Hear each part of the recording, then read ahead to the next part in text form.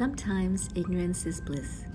Not long after our trip to Bhutan, a good friend asked me how it felt to fly into one of the world's most dangerous airports. I have to say, it was truly one of the most beautiful landings. As we dropped lower into the valley, the mountains seemed so close, you almost felt like you could reach out and touch them.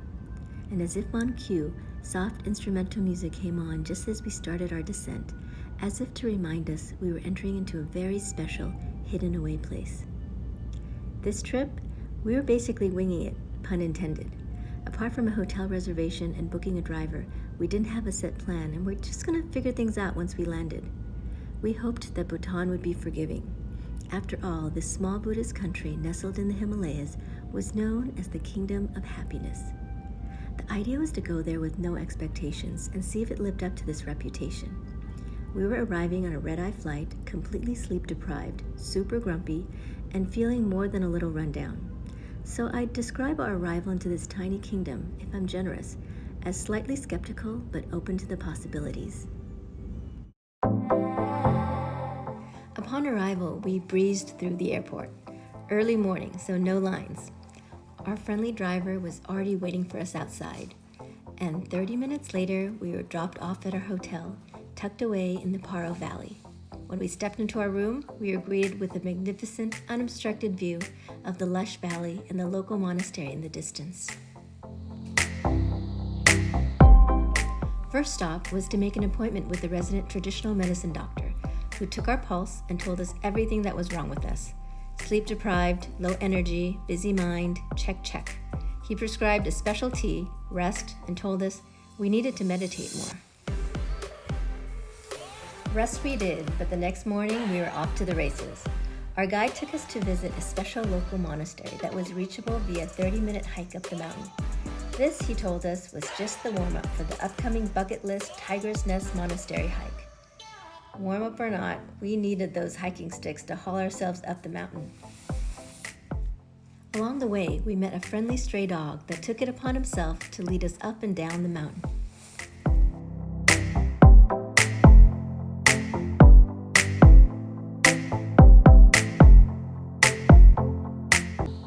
Colorful prayer wheels are a familiar sight in Bhutan. When you spin them clockwise, they send out a prayer for all sentient beings in the world. We also took the opportunity to try on the local dress.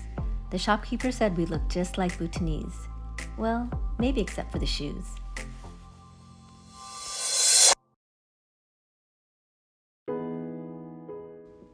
From place to place we went, we wanted to soak in the local ambiance and get a feel for the spirit of the country and its people.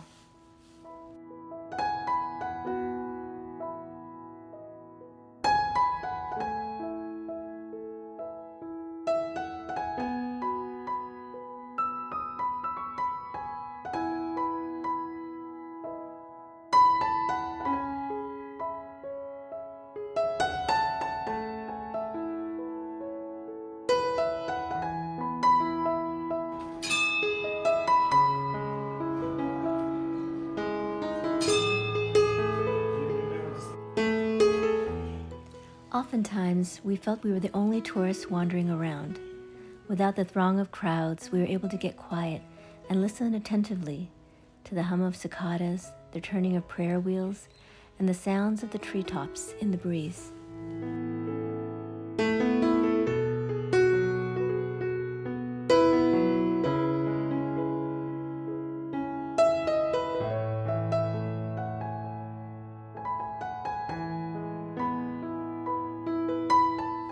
Especially delightful were the friendly animals we met along the way, who would often approach us just to walk alongside us for a few minutes. They were never pushy, didn't want any food, we didn't have any, but they just walked quietly beside us for several minutes whenever we encountered them on the path. During our travels, our guides would regale us with the stories and history surrounding each place, some happy, some sad, but all sharing the strong thread of resilience, determination, and devotion of the Bhutanese people.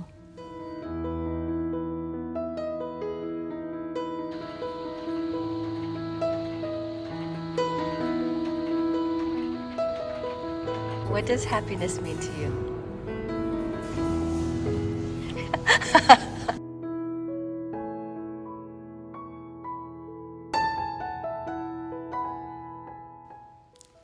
Time doesn't stand still, even in the kingdom of happiness, and before we knew it, the day of the hike to Tiger's Nest Monastery had arrived. Legend has it that the sage that brought Buddhism to Bhutan, Guru Rinpoche or Padma Sambhava, flew to the sacred cliffside atop a tigress and meditated there for 3 years, 3 months, 3 days, and 3 hours. Taksang Monastery represents more than just a physical structure. It symbolizes faith, devotion, and the harmonious relationship between man and nature.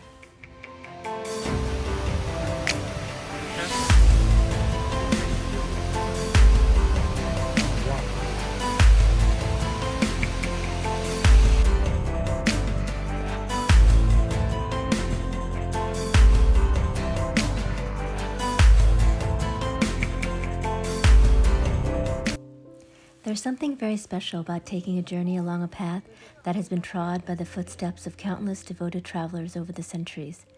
It's particularly memorable to share that journey with kind friends. Try to make somebody happy so that the happiness will be inbuilt in you, that you can give a happiness to others. To have a very kind heart, be respectful to others, all this makes others happy.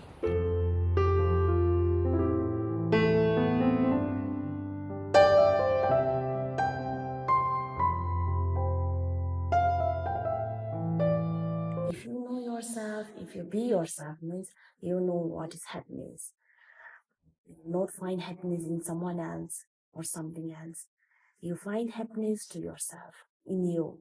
For me, being happiness means to be yourself, know yourself, explore about yourself more, give time to yourself. You'll find happiness within you. I do yoga. Yoga helped me to connect with me, with myself. And I do meditation. That made me to connect and know about me more. It helped me a lot to know about me and find my happiness. When I feel sad and when I feel stressed, I just tell myself that no, it's okay, fine, doesn't matter. There's just a thing. It will not hamper my happiness. I need to be happy. After Tiger's Nest, we decided to take a day off from touring. It coincided with Blessed Rainy Day, a religious holiday that marks the end of the monsoon season and the beginning of the harvest. Locals say that the rainwater collected that day is blessed, and families will often gather some to add to their bath water. I tried rather awkwardly to gather some drops from the safety of a balcony window, only to have a kind lady take my cup and rush outside to gather some for me before I could protest. I was humbled by her kindness. The happiness is a peace of mind. When I was a child, I used to think that happiness is something that if we have the luxurious things, that's the happiness. But as I grow up and as I get matured, I come to know that happiness is not as something like that. Happiness, on my view, I find in every little things and every emotions. And right now, the happiness I'm having happiness right now is giving the interview with you. Every single thing is happiness for me. I can find happiness in every single thing. Think of yourself. Love yourself. Self-loving, self-caring, self-believing is important.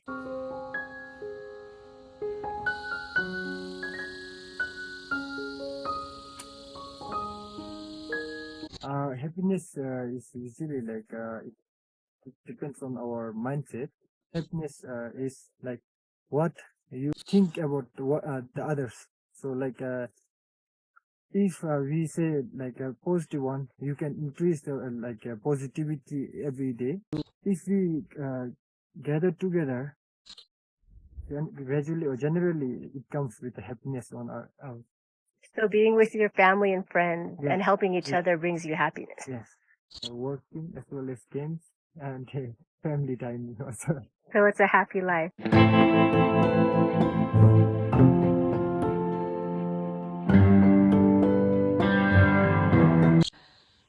In this world, we usually find happiness in other things, in other people, in other things like luxurious car, house and in other places. But I think the happiness should come within us. Until and unless we are willing to be happy ourselves, we are not happy. Like, we will be happy in small things, not thinking about past, not thinking about future. If we lived in a present moment, like if we are happy with what we have. What we don't have, we always used to complain, oh, I don't have this and that. But instead of that, if we are grateful for what we have, then the happiness comes out. If we make our present perfect, our future will be perfect, and then we don't have to regret for past. So I would advise, like, be aware of the present moment and be grateful for that. It's very easy to say to be aware and then do this and that, but it's very difficult. Our minds are wandered from here to there. Very, very lucky human beings being born on this present moment, where we know the nature of our mind. Human being born on this planet, we know how to tame our mind. So if we have a power to do that.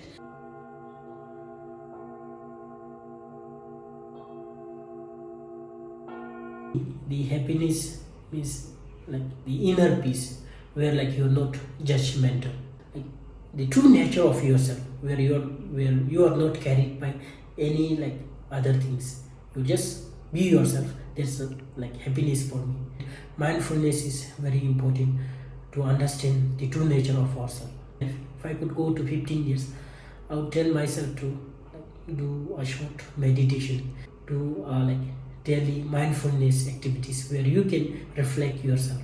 From my point of view, we're like born in this earth to help each other. We need to care the word self, where we call it SELF, where like every people in this world need to care that word, where we need to like sleep on time, where we need to exercise on time, where we need to love ourselves, and then where we need to eat food on time. So I feel that the word self, SELF, is like very important to all of us. In the last few days before we were to leave Bhutan, our driver informed us that she was able to secure a half-hour appointment for us with a kind and highly respected local Rinpoche. She would be taking us to a small temple, the Tara Monastery, that the abbot had built atop a nearby mountain with support from the community. As we made our way up, we took a wrong turn and ended up driving around for 20 minutes. When we finally arrived at the monastery, we were 20 minutes late and very flustered. We felt awful having kept the Rinpoche waiting. But once we stepped inside the temple gates, the energy shifted. Pictures don't do the place justice. There is an inexplicable sense of peace and calm that washes over you when you walk inside.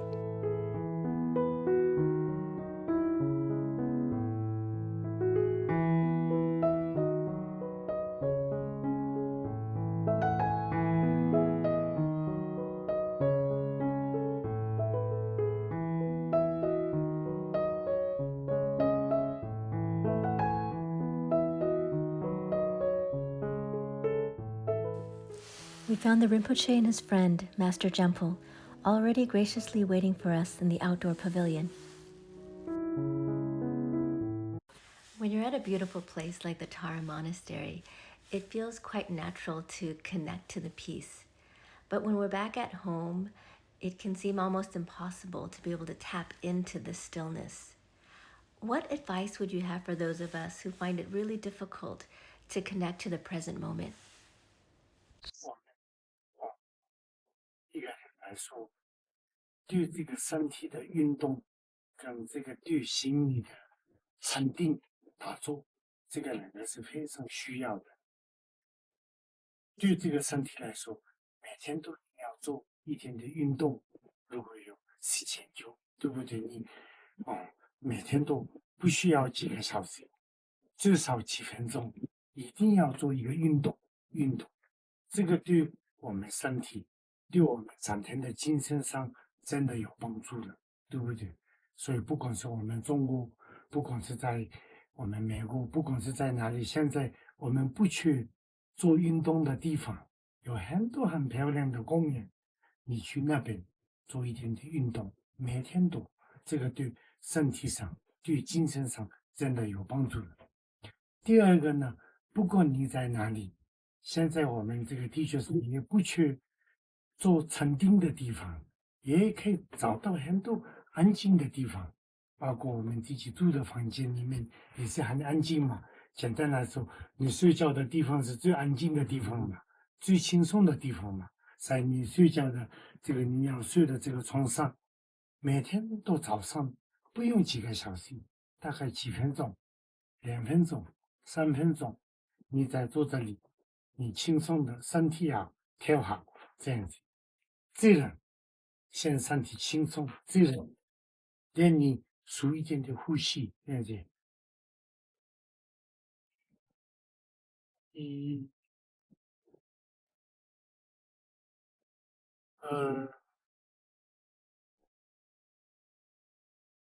3、4，这样子，这样子你数大概11次、21次都可以，看你的时间。这个运动跟这个禅定，一开始对你来说啊，这个没有什么好处，还像开玩笑的样子。可是你做看看，大概1、2个礼拜以后，你会感受到它的好处。你的心，因为早上1、2分钟你数这个呼吸，3天你的心会轻松，3天你的心会非常的平安，对不对？3天你的行为非常的清楚，你做事情也好，看书也好，我们开会也好，你想说什么，你想做什么，都是要靠你的心嘛。这个心轻松，这个心清楚，这个心平安的时候，你这个人的整个能力都会出来，对不对？所以这个运动跟禅定呢，大家要加油。继续每天都做这个很简单。一开始像刚刚我说的，你认为啊这个好像开玩笑的一样，不是开玩笑的。我们什么事情都说一开始呢，好像开玩笑的样子。比如说，我举一个例子来说，我们去学校，幼稚园第1年，我们在那边根本没有念书啊，我们每天都在那边玩嘛。可是有一天，博士、医生、律师全部都是从这个里面出来的嘛，对不对？一开始呢，我们送到小朋友去幼稚园那边，我们不相信这个小朋友有一天会变成博士，他在那边玩嘛，好像开玩笑的，这种的学习是开玩笑的，对。可是慢慢就他变了博士，慢慢就他变了医生呀。对，我们修行也是一样的。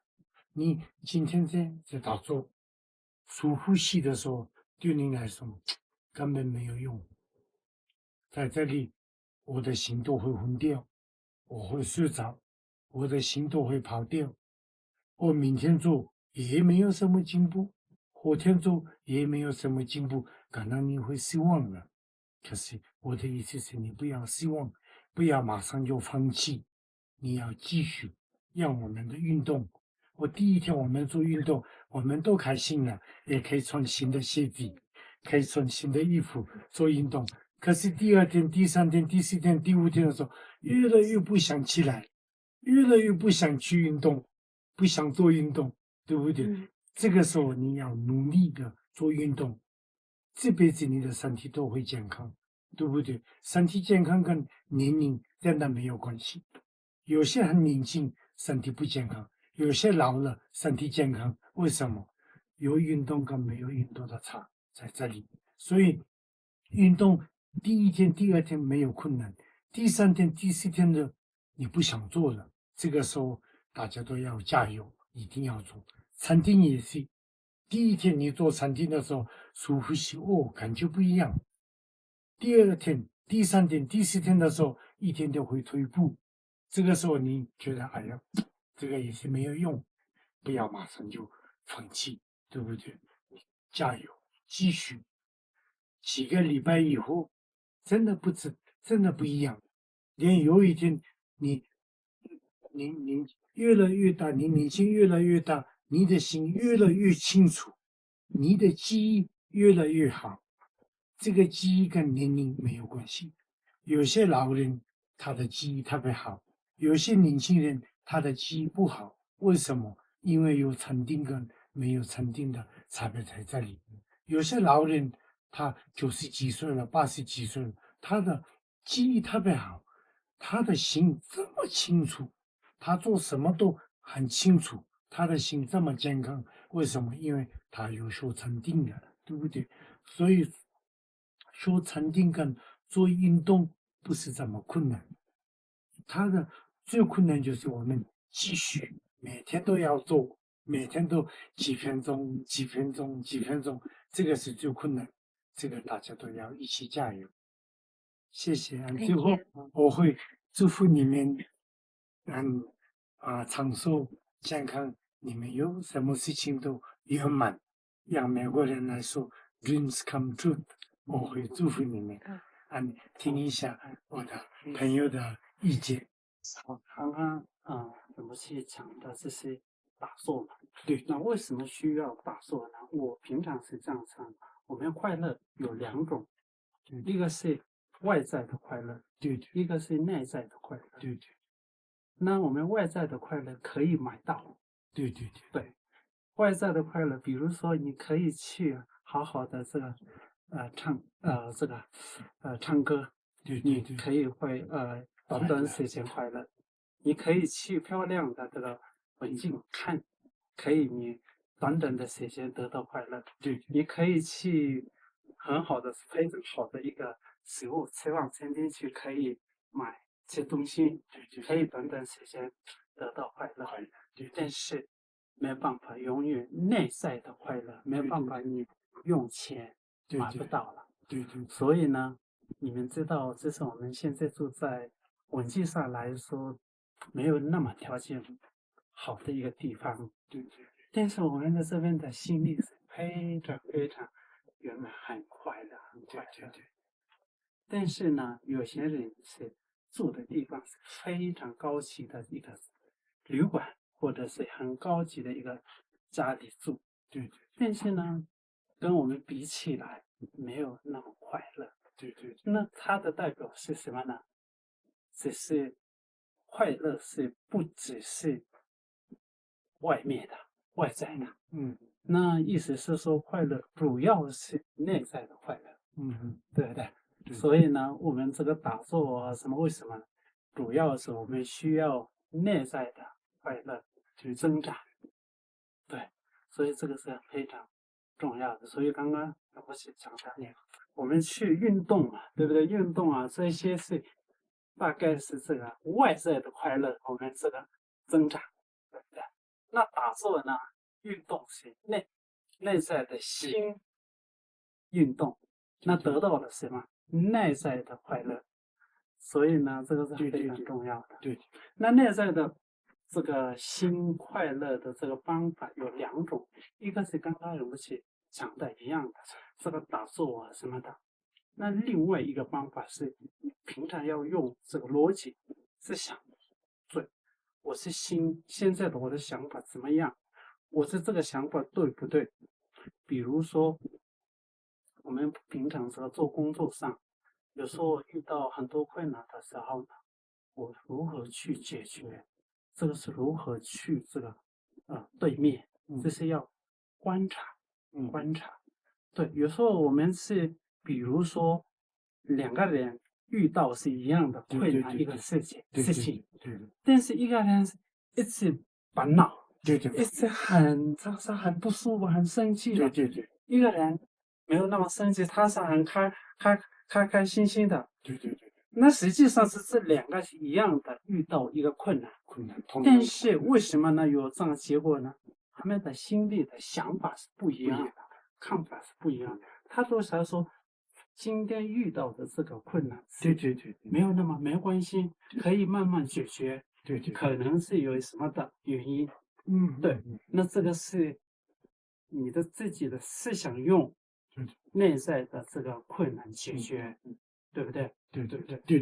还有另外一个是，比如说我们常常遇到的，比如说你们说我们工作上啊都一样的，一个人对自己做了不好的什么事，然后呢很生气，错的都是他一个人，对不对？对对对。今天我遇到了这个事情，他一个人做，这样子说，其实这个一个人非常生气，这个人心里面看的说，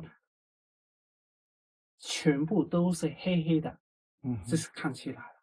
但是另外一个我们佛法的这个说法，什么是结果都是因，不是一个因合起了，才会有产生了一个结果。所以呢，我们今天遇到了一个不好的一个困难的一个事情，它不是一个人所做的，很多原因，合起了，才今天产生了不好的这个结果。就是可能我自己也有一些是不好的做的事情，还有除了它之外，其他也是很多原因，所以我们今天做这个。所以呢，这样子的这个逻辑上来去看的时候呢，我们不会对这个人不会那么生气。对，因为呢，这个错误是不是他一个人的错误？对，他有很多的原因。对，那这种是我是用的是这个例子而已，对不对？所以呢，很多是一些是这个我们这个逻辑上来去这个遇到的这个困难是对面。所以呢，总的来说，我们内在的，这是我们一般来说是有快乐有两种，外在的快乐跟内在的快乐。当然，我们需要外在的快乐，但是这两个比起来是更重要是内在的快乐。那内在的快乐如何得到呢？第一个是刚刚我们讲的，你要成立心灵是一定需要一个安静的。那只是安静过了吗？不一定是，一定是不会过的。还有沉淀上，还有需要你观察，对我的心怎么样去观？对。其实，所以啊，一定需要观察，所以观察跟沉淀一起，才会得到我们内在的这个快乐。I was so impressed to know that you have had a long friendship with each other. I was wondering if you could give some advice to people who are starting out on the spiritual path right now. 不管是一个修行人，还是不管是一个学习的人，对不对？不管是佛法，不管是世间的法。我觉得努力精进这个是最重要的。我们很多人认为修行上、学习上，不管是佛法上，不管是世间的法上，智慧很重要。这样子，我个人来说，这个也是没有错。智慧也是像刚刚讲的说的，逻辑很重要，智慧很重要。碰到问题的时候。有智慧跟生病的时候有药是一样的，这个很重要。可是智慧是从哪里来的？我们说禅定里面出来，禅定是哪里来？精进、用功、努力，不要放弃 ，never give up， 对不对？我们每个人都有一个梦想，对不对？杨强白来说，他的梦想也是很大，他想出书、写书，他想要当博士。我们30多年之前的梦想，现在已经 dreams come true 了。他书也已经出来了，他的书也变得很有名了。他也达到了博士了，不是一个，不是两个，已经很多都 dreams come true。dreams come true 从哪里来？他的努力里面出来，他的不放弃里面出来，对不对？我也有我的 dreams， 我的 dream 就是我要教人家佛法。我想要盖一个寺庙，我要到处都传法，对不对？我想学很多不一样的语言，也是come true了。为什么呢？也是因为你精进，你努力，对不对？你不容易放弃 ，never give up。最重要的是先以60岁管，年龄怎么样？很重要是第一个是先需要一个目的要确定，对，那这个目的是你要好好思考，我需要是什么，真正的需要是什么。对，先要确定这个第一个目的，第二个、第三个。我也是这样子来的，先你要确定我自己真正需要是什么。对，我的真正的需要，第一是什么？第二个是什么？第三个是什么？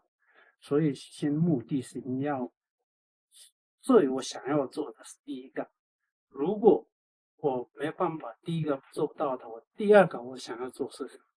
如果我可能是做不到第二个，可以说第三个，这样子就非常好。因为有些是说我一定做第一个，有时候第一个不成功的时候呢，放弃了，希望，那一定需要你的先定你的真正的需要的目的，第一、第二、第三是要准备一下，然后呢，为了你的自己的需要这个目的，我做了应该做是什么？对，要努力做，主要是先你不用错你的目的，然后呢，正确之后呢，为了这个目的成功，不断这是继续，这个很重要的。继续的话，一定会，你的可能是你第一个是目的是成功，如果第一目的不成功，可能会有第二个目的，第三个一定会有。对，所以呢，这个为了成功，你年龄不管，一定是要继续努力。对，比如说我的中文是3年前差不多3年前才学的，3年前我一句也都不会了。对，所以我当时已经是对学习语言来说是已经蛮大的，对不对？但是我是刚开始的时候蛮累的，但是我一直没有放弃继续这样有关系。对，我刚学习的时候呢，没有想过这样的中文现在的程度。当然我的中文的程度不好，但是我没有想过这个现在的这个程度。对，所以呢，主要是这个第一个是你的年龄不管，一定要定你的目的，一定要好好去，很重要这个目的是你要定，对不对？考虑，这是对，这个是重要的。对。当然目的这个，如果你目的错的话，那不行嘛。所以这个重要是第一个是你的目的，真正我需要是什么，要好好去考虑定，然后呢要继续为了目的成功，所以一定会有一天自己的目的想要的这个自己成功，谢谢。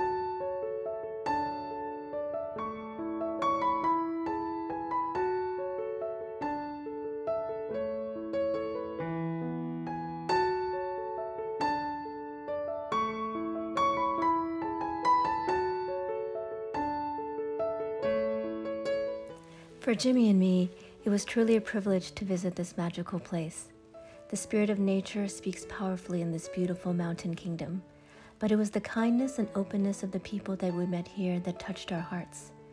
When we asked them if we could interview them on camera, their only hesitation was whether their English would be good enough. Surprisingly, everything was shot in one take, and I think the messages came through beautifully because they all spoke from the heart. After a week in Bhutan, we left refreshed in mind and body and took home with us a heart full of the wisdom so generously shared by our Bhutanese friends. We hope that you too will find their words useful as we have. Take care of yourself, take care of one another, and take care of this planet. Thank you for joining us on this journey. We're especially grateful to Khentrul Rinpoche, Master Jampol, and all of our kind Bhutanese friends who generously shared their time and wisdom, making this experience truly special. Your support and curiosity inspire us to keep exploring and learning together. Until next time, thank you.